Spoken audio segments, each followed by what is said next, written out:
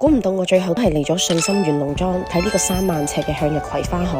最後我唔單止睇到好靚嘅花，而且我仲睇到人生。一到咗佢有種與世隔絕嘅感覺，其實佢都有少量車位可以直接將車泊入嚟。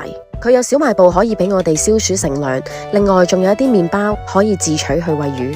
向日葵花主要有2種，第一種係荷蘭金鑽，個花蕾比較圓同大；另一種就係日本嘅香吉士，佢嘅形象就好似典型嘅太陽花咁樣，中間係比較深色。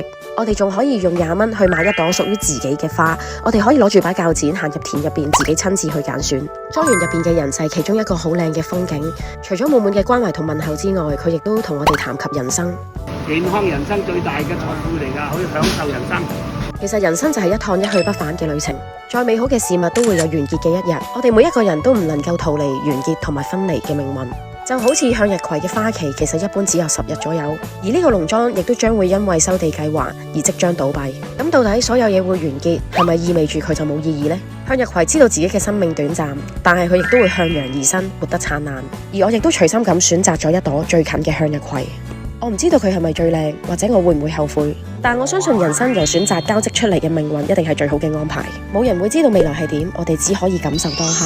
你會唔會都想喺呢一片花海入邊感受一下既頑強又脆弱嘅生命力呢？